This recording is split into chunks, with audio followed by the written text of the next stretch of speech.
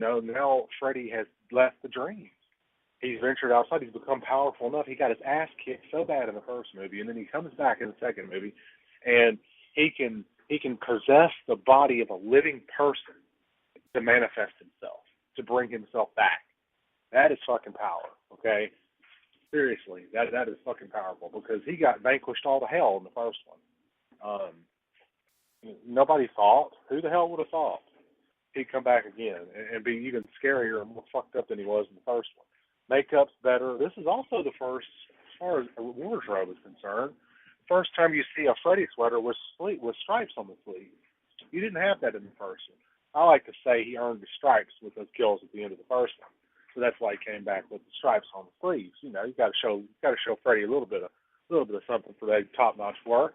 It takes a lot to drag a girl up a ceiling, you know, in front of an awake boyfriend and you not see who the fuck's doing it. It takes a lot to do that.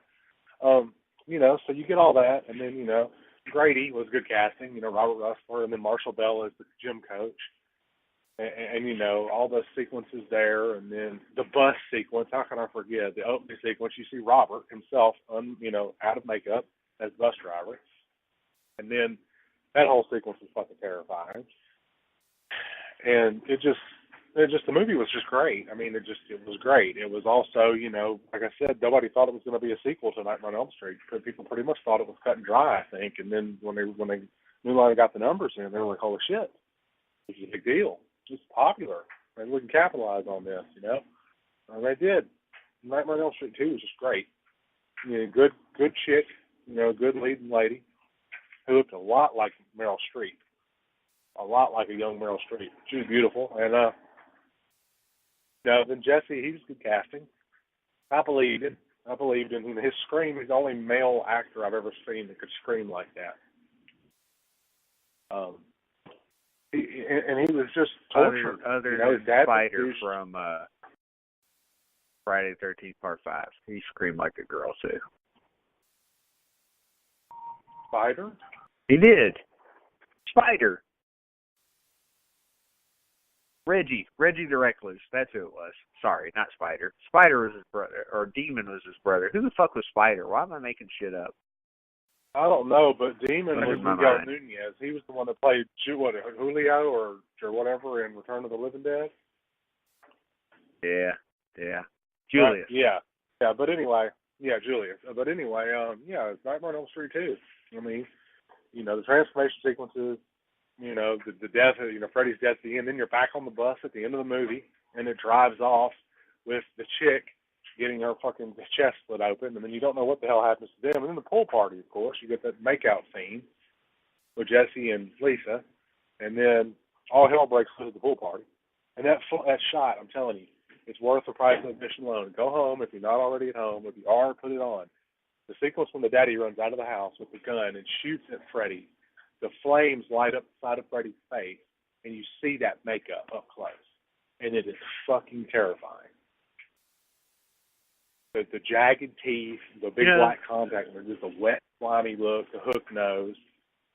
He's fucking horrifying in that movie. This movie would be rated even higher if Mark Patton had come on our show like he had talked about. I'm just saying. But, you know, serial killers aren't his thing. What can I say? Well, I'm sorry, and I did try my best for that guy. I did. I tried. I know, buddy. I know. Nobody's blaming you. It's all good. But so that's why it's number one for me. It's Nightmare on Elm Street 2, Freddy's Revenge, man. It starts with a kick in the ass and ends with one too. You know, you start on the bus, you end on the bus, and everything in between is all fucked up. Beautiful. He wasn't so funny in this one either yet, so. No, there was a little bit of humor, you know, a little. There's a little on the first one too, though. The glove, you know. Yeah. That was something interesting too. Did you guys notice that? Halfway through the movie, he loses the glove, and then the fucking claws just come right out of his hand. I mean, it's just there's a reason for that. The glove was like Wolverine. Yeah. But well, fair enough. Everybody got their top 10s in, and we all had different number ones, so that was fun. You know, I don't think that happens a lot. It does not. It does not. All right, so we got some movies that we need to talk about here now that we've done our top 10. And I'm going to start with Vic just because, just in case he gets pulled away. Vic, I want you to talk about Hellfest. You and I both watched it. I talked about it. I did a little mini podcast, 10 minutes worth, that you guys can go back and listen to. Spreaker, Filling the Void Radio Network, all our iTunes and all shit like that. But Vic also watched it the same day, different viewing. Talk about it, man. What were your feelings on Hellfest? Try to give non-spoiler, review of it for people who haven't seen it, like Blake probably. Probably. But I went into I'm not it. giving shit. I Do what? I said I'm not giving them shit. I get it. Well, yeah.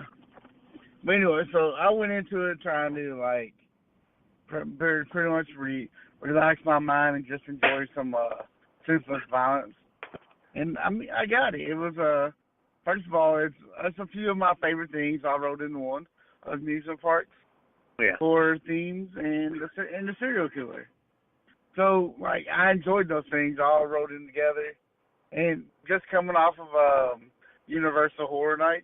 It tied right into that. Mm-hmm. That was fun. I thought some of the killings were pretty cool. I kind of wanted to slap that short-haired bitch sometimes, but me other too. than that, Who she was trying to be? She was trying to be Kirby from Scream 4, but she wasn't hot, unlike Kirby. Yeah, I think she reminded me of somebody, but yes, I think that's it. That's who it is. Yeah. Now that I think about it, you're probably correct. And I don't know. Sometimes she got one there. Sometimes she didn't. I don't know. But I really like to kill a lot. I hope he comes to conventions soon. Plus, but I'm not gonna lie. Tony Todd kind of made the movie because he's fucking Tony Todd. And yeah, I was just enjoyed how much we got him. I was wishing we'd get more. Yeah, I agree. But, I'm sure he probably cost more than the entire budget for the rest of the movie. I doubt it. He's probably not making big money off these movies. He should be, because he's Tony fucking Todd. Yeah, I agree with that. He's better than anybody else in the fucking movie. Hell yeah. But, overall, I gave it a 3 out of 4, which, it's not the greatest movie in the world. It's a nice slasher for 2018. I enjoyed it. I'm glad it came out before Halloween. Yeah, and I mentioned this. If it came out after Halloween, then I'd probably hate it. I mentioned this, Vic. I mentioned this on my little mini podcast there, is that did it feel to you like a PG-13 horror movie? Because it didn't feel very rated R. I looked at it later, and I was like, that's rated R? What?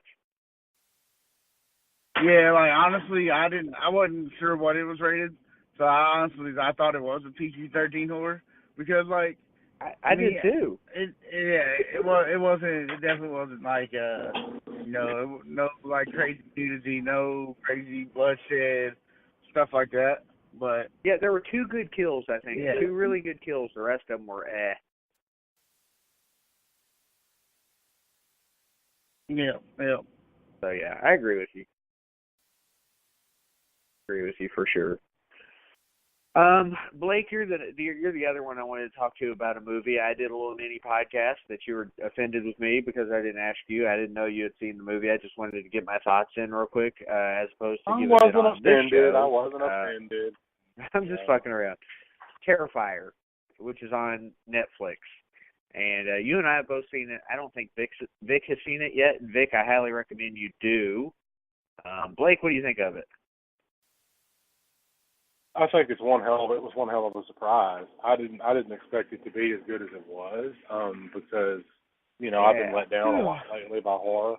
And then I watched it with a wife because that's what we call romantic. But we have a steak dinner, go get something nice to eat, and then come home and watch shit like that while we eat because that's what we do,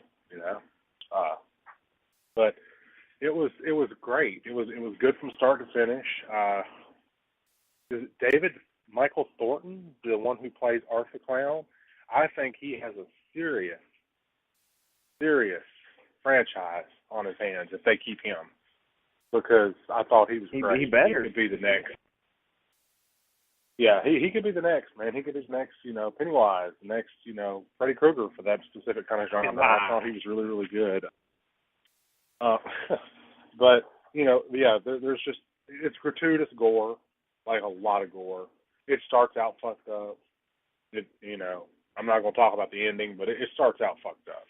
Any movie that starts out that fucked up, you need to sit through at least 30 minutes of it to watch so you can figure out why the fuck it's so fucked up. But it was awful. And there's a specific kill in there that Vic will probably be interested in. Let's just put it this way: one of the ladies is a bit on the promiscuous side, and Art the Clown puts the kibosh on all that shit real quick, like. Yeah, he does. Dude, Art the Clown's fucking awesome. And you're right. He is going to be, I think he has a chance to be the next icon. I mean, look, the icons now obviously can't touch the icons of the 80s or the icons of the 30s. And I just mean because of exposure. Most of the icons now aren't getting big theatrical releases. Victor Crowley, Chrome Skull, Art the Clown. They're not getting big, theatrical releases. The Strangers had a shot at it, but it feels like they ended the franchise at part 2. So I'm just saying. I don't know, man. I agree with you, Blake. I think it was surprisingly awesome. Just like Murder House, which I watched the rest of today. I talked about that in our 31 Days of Horror Movies group. Murder House is on Netflix right now. Takes place on Halloween, and it's fucking funny. And, let me tell you guys what it's about real quick without spoiling it. This guy it's Halloween, okay? And this guy finds an invitation on the ground, and it's an invitation to a murder party, and he thinks it's just a Halloween party. And he shows up, and it's just a bunch of people that want to murder him. And it's fucking funny from there. So you just have to see it and know what I'm talking about. Blake, have you watched it yet? Again, Netflix. What's the name of the film? Murder Party? No, I haven't watched Murder Party yet. It's on my list of things to watch. I'm still kind of reeling from some of the others that I've watched that turned out not to be as good as they were supposed to be. I think Netflix has kind of let me down. Yeah. I've kind of been addicted to Shudder lately, so I've been watching a lot of Shudder. In the Mouth of Madness and so on and so forth. I love that movie. I feel like that's another underrated Carpenter classic out there, Sure. So I'm going to get into my list of movies I watched because it's been a month since we've been on the show. But before I do, I want Vic to kind of give some thoughts on Halloween Horror Nights. It was his first venture down to Orlando for Halloween Horror Nights. I'll be there next Wednesday and Thursday, which means I have the week off from this show. But then the following week, I'll be talking about the Salem witch trials on Tuesday, the 16th, because I'm heading up to Salem this weekend in Boston. So I'll be there on the 8th and 9th. So anyway, Vic, tell me about Halloween Horror Nights 2018, Halloween Horror Nights 28, HHN 28. Man, it was... I don't even want to go to any other haunted houses this year because I don't think they'll be any good. I think Halloween Horror Nights kind of ruined them for me, even though I'm going this weekend. But that makes my black heart feel so good, Vic, to know that you liked it as much as I did last year. I mean, we're talking 10 haunted houses, and there was a couple that were kind of but I mean, all of them were better than any house I've been to around here. So, I mean, that's saying something. And, it was just, we did VIP, because there's no way you can do all the houses in one night. Every line was at least an hour. You did RIP. And we're talking, yeah, I'm sorry, RIP. And we're talking, this is on a Wednesday night. And there's, thousands and thousands and thousands of people there. And it was everything that I hoped for and more. The Chucky Scare Zone was the best by far, and it was just amazing. Because he was fucking horning people? Dude, his comedy over there, giving people shit is great. Yes, it was so great, dude. It was awesome. And that was the first one we went through because it was on the way to the